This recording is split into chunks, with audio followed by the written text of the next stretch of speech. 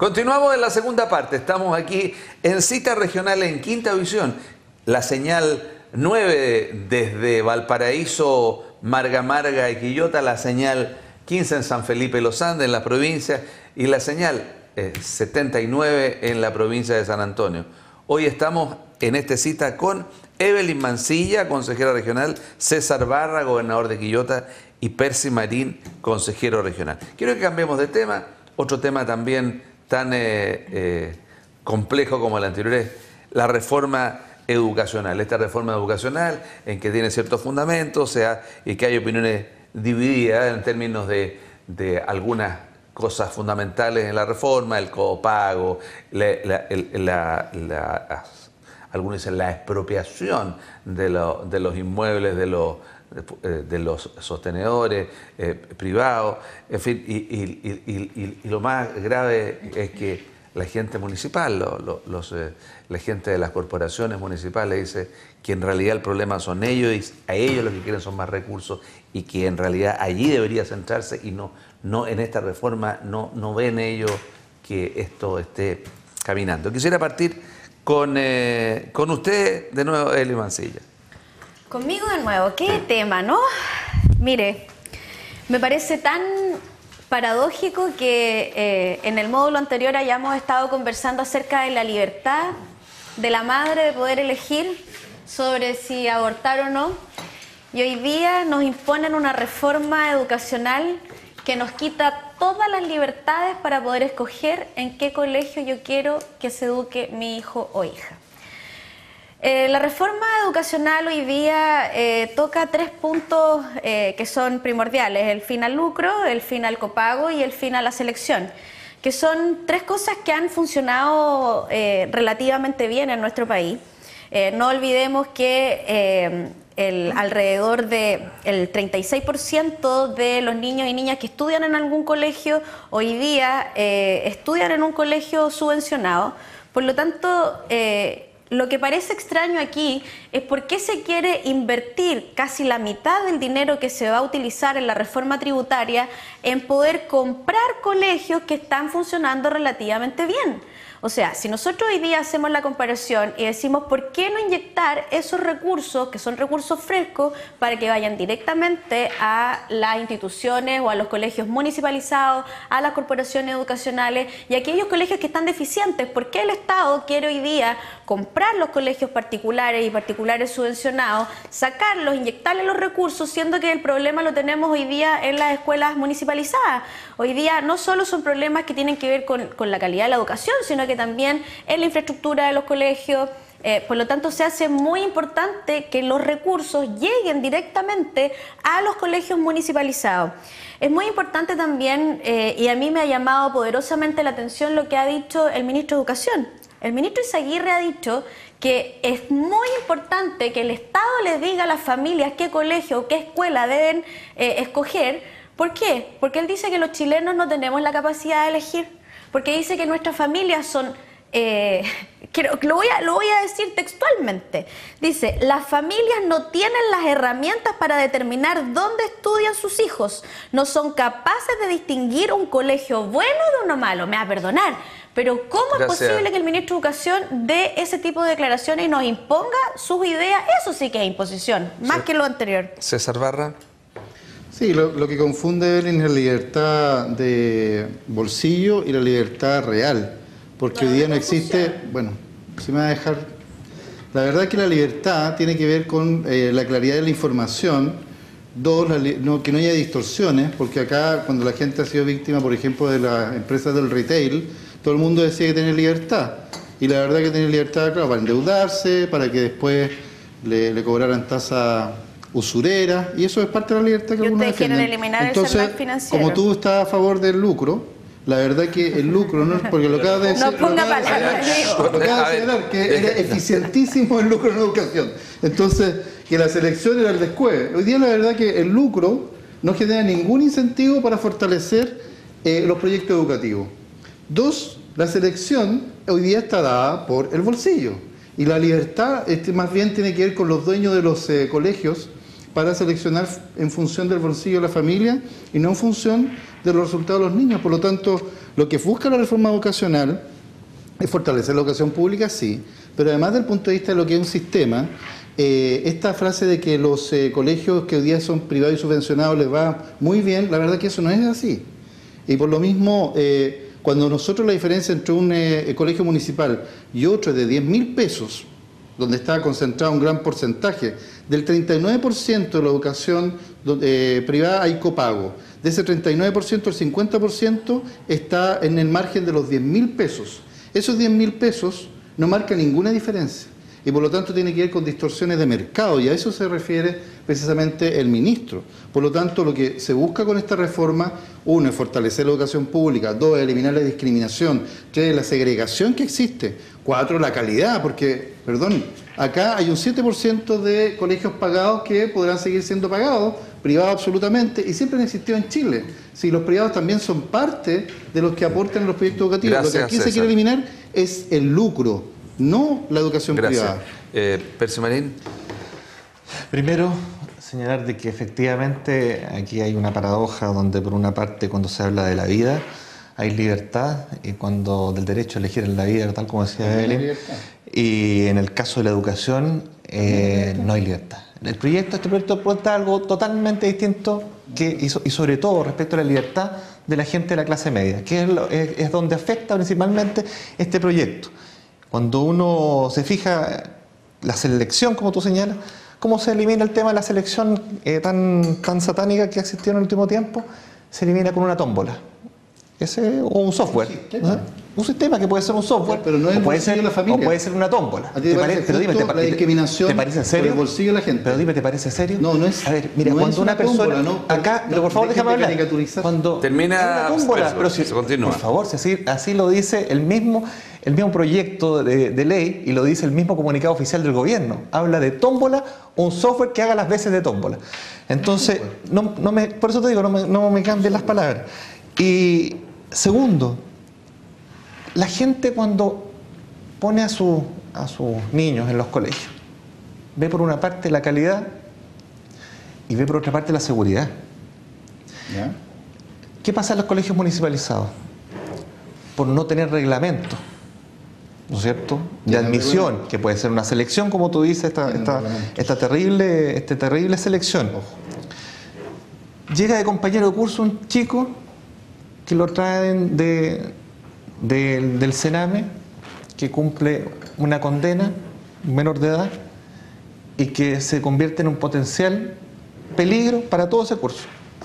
Eso lo posibilita la reforma procesal penal inventada brillantemente por ustedes. Por favor, Percy, brillantemente por ya ustedes. es la teoría del terror. No, Perfecto. pero por favor. O sea, que se ponen los niños con niños asesinos. ¿Cuál es el problema más grande que ha tenido el sistema? Ha estado en la educación municipalizada. No está en la educación particular subvencionada. Sin embargo, ustedes se metieron de lleno a donde afecta más a la clase media, y lo que menos se ha hablado de la calidad. Hay una falsa promesa de la clase media. A ver, gracias, Percy por Marín, César Bar. Yo quisiera que continuáramos con esto. Yo quisiera poner un granito. Yo desde hace tiempo soy director de una corporación municipal que es eficiente, pero que no es eficaz, la de Vía Alemana, porque nosotros hemos conseguido administrar con muy pocos recursos, no se le ve a nadie nada, los profesores también pagados, al día, todo perfecto. Pero los resultados académicos no acompañan. ¿Por qué? Porque, y quiero que entremos en este tema, que la desigualdad que hay entre la educación municipalizada y la educación subvencionada, en el sentido que la educación municipalizada viene amarrada con un estatuto docente que no permite echar o despedir a los profesores, está amarrado desde el punto de vista del término de los profesores, se puede mantener profesores de largo... bueno, un tema para discutir, no lo tiene, un sistema no lo tiene.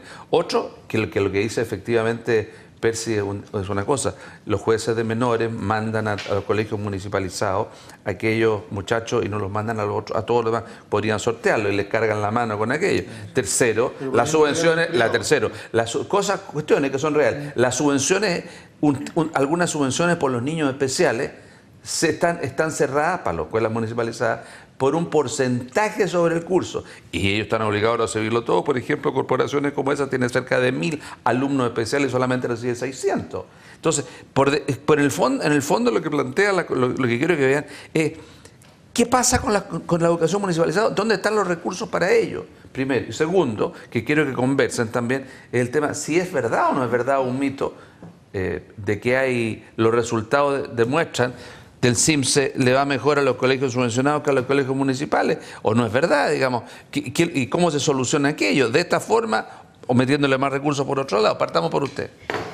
Ya, sobre el tema, anoté varias cosas. Sobre el tema del CIMSE, yo quiero decir que el gobierno todavía no entrega los resultados del CIMSE, por lo tanto es imposible poder hoy día hacer la comparación respecto de los últimos resultados. Los anteriores a ese dicen que hay colegios municipales buenos, colegios municipales malos, que hay colegios particulares subvencionados buenos y malos. En toda la categoría hay colegios buenos y malos. Eso es lo que dice el CIMSE anterior a este, que el gobierno todavía no entrega porque se han atrasado mucho. Segundo, según el país del ministro Eizaguirre, en el cual las familias y todos los chilenos no tenemos la capacidad de poder elegir nuestros colegios porque estamos tan desinformados, mucho se habla, y usted, señor Barra, me acaba de catalogar como que yo estoy a favor del lucro.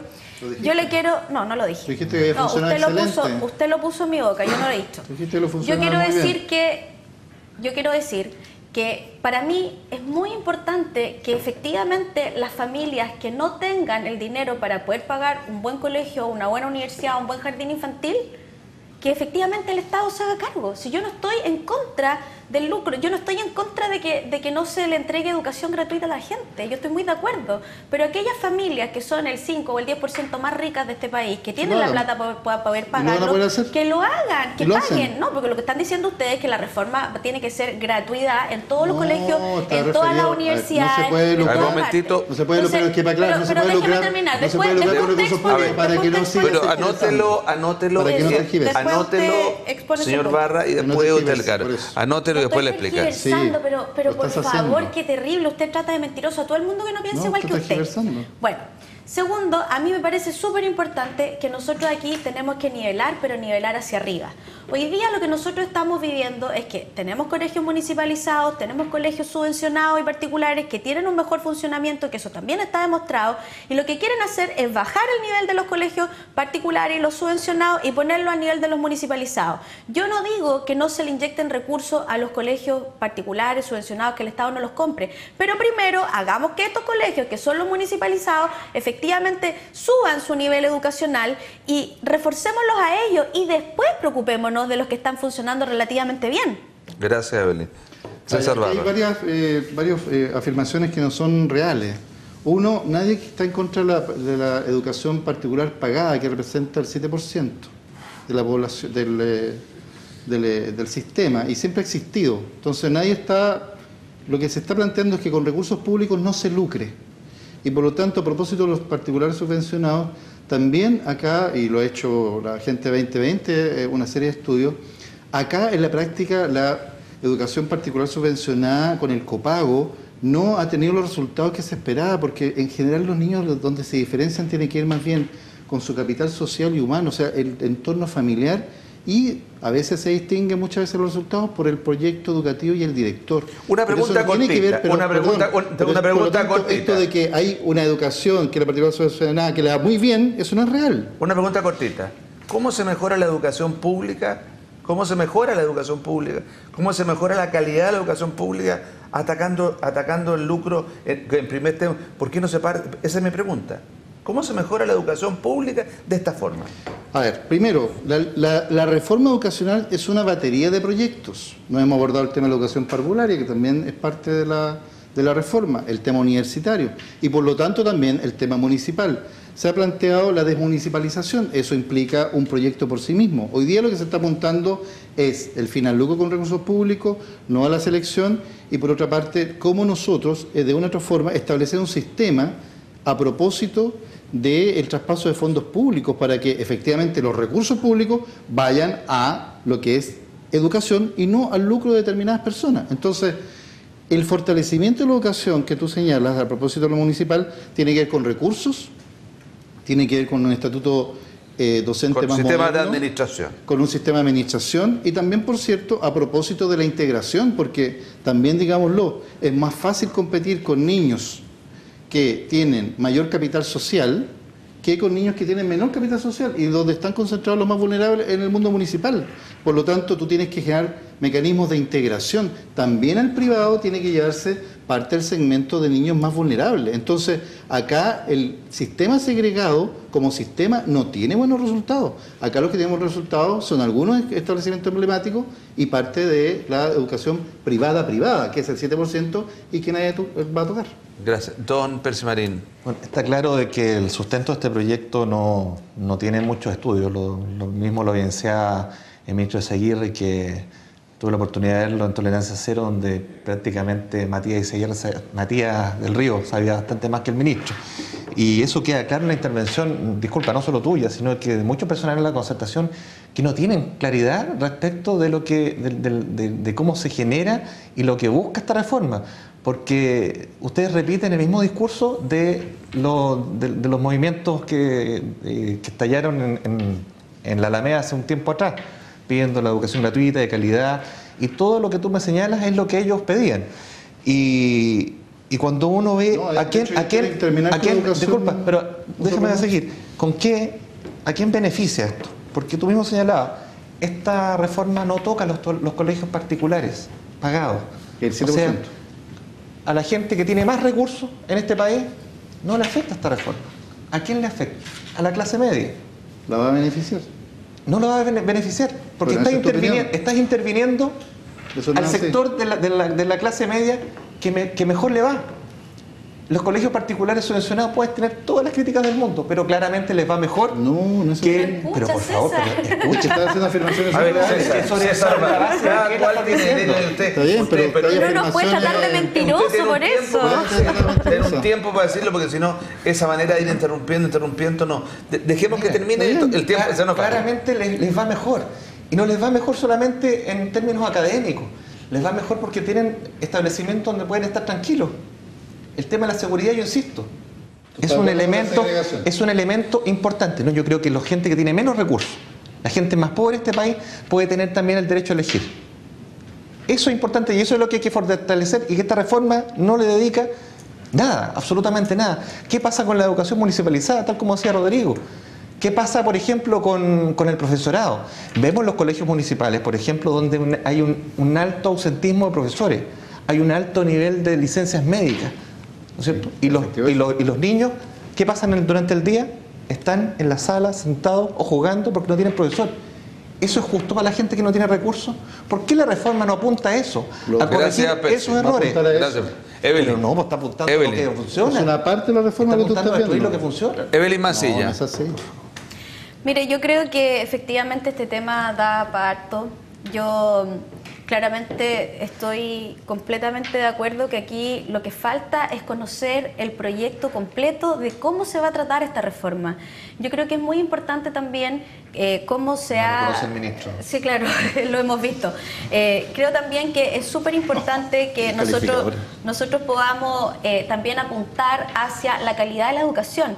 Yo creo que hay una medida muy importante que se abordó en el gobierno del presidente Piñera que tenía que ver con la beca excelencia de profesores, donde los niños que tenían un puntaje mayor a 600 puntos en la prueba de selección universitaria, efectivamente tenían una beca para poder estudiar, y así nosotros también vamos generando mejores profesionales en el área de la educación. Creo que quizás también los proyectos que se han presentado, para que hablemos de manera propositiva y no hablemos solamente de lo terrible que ha sido esto, creo que es súper importante que ojalá el gobierno de ustedes, de la concertación, pueda también incluir... Bueno, la concertación más el Partido Comunista, la nueva mayoría, pueda incluir efectivamente dentro de su reforma una beca que le permita también, o hacer ahí alguna especie de indicación, que le permita a los chiquillos que salieron de esas carreras universitarias también puedan ganar más que el resto de los profesores, para que puedan tener algún incentivo. Sí, claro. Y también me parece algo súper importante que se tocó en el discurso del 21 de mayo y que yo lo aplaudo muy, muy de pie, muy contenta, que es la creación de la Subsecretaría de la Educación Preescolar. A mí me parece que hoy día, además que tengo sentimientos sentimientos encontrados con la educación parvularia. Me parece que es muy importante que se pueda apuntar a ese segmento. Creo que es muy importante que los niños y niñas, desde que están en su formación, desde la sala cuna en adelante, puedan recibir una buena educación, una educación que les permita tener igualdad de oportunidades, porque la igualdad efectivamente parte desde la cuna. Y creo finalmente que se hace también muy importante que hablemos de la calidad de la educación, cómo vamos a mejorarla, qué es lo que vamos a hacer, qué es lo que este país, qué es lo que esta presidenta, qué es lo que la nueva mayoría tiene pensado. Gracias, para Evelyn. Poder mejorarla. César Barra. Mire, yo creo que primero hay que tener claro que la reforma educacional tiene que abordar todos los niveles de la educación. De hecho, todavía no hay ningún proyecto presentado a propósito de la reforma en el ámbito universitario. En el ámbito educacional preescolar, tú señalabas la superintendencia, además, por lo tanto, implica un rol distinto de la Junji, de Integra.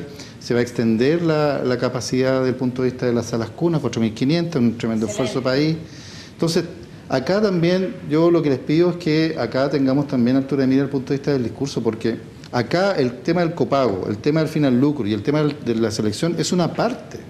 Otra parte a propósito de la desmunicipalización y cómo se fortalece ese segmento, porque esto es una discusión de país de envergadura.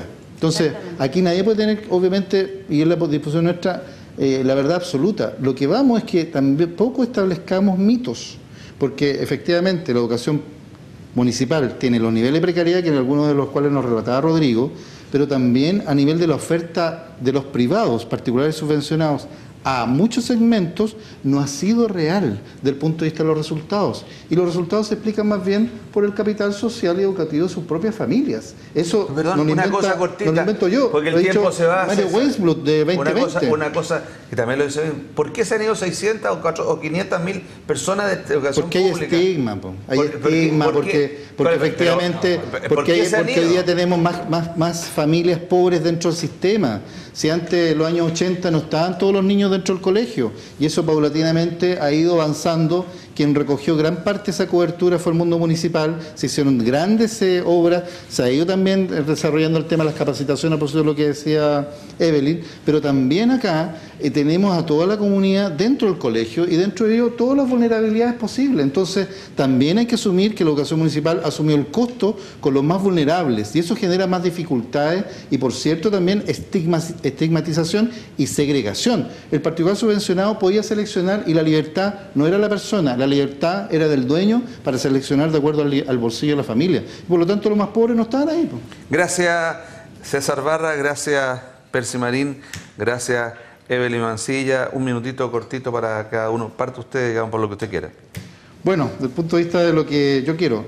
A propósito de la provincia, hace poquitos días se aprobó técnicamente el estudio de prefectibilidad que va a desarrollar Merval a propósito de la extensión del tren a La Calera. Y para nosotros es muy importante desde el punto de vista de lo que es la integración regional.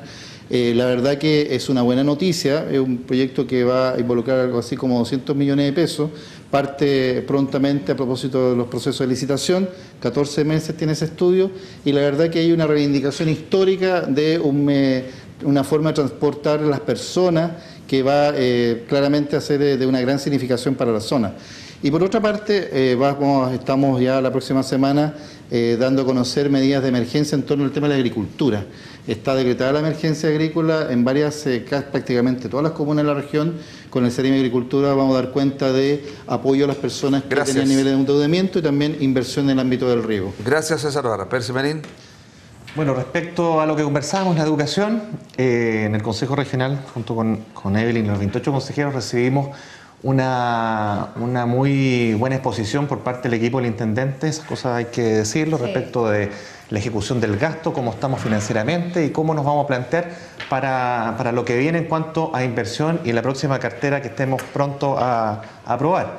Y dentro de esa muy detallada exposición habían 5 proyectos regionales que lamentablemente no se van a poder ejecutar y van a tener que ser despriorizados. Por múltiples problemas, pero hay uno en especial que me preocupa mucho, que es la construcción de la escuela Limachito en Limache. Un proyecto que nosotros aprobamos en el año 2012 por un monto de 1.405 millones de pesos y que lamentablemente, por una negligencia inexcusable del municipio, que luego de la primera licitación del año 2012, no hizo absolutamente nada. La ficha perdió el RS sin ningún ingreso de actualización, y que son proyectos de actualización automática, por lo demás Gracias, es muy Percy. fácil hacerlo, y ese proyecto se perdió. Así que muy, muy lamentable para la comunidad limanchina. Gracias. Don Evelyn Mancilla. Doña. Ya, usted me pone nerviosa con esto del reloj aquí. ¿No ve que tengo que ahí? Ya. Es más chiquito, ¿verdad? Yo le quiero... Ese que es tío, si le pongo el tío, Ya, partamos. Yo le quiero decir al delegado presidencial del incendio que tenemos en Valparaíso que ojalá pueda escuchar a la gente que lo está pasando realmente mal.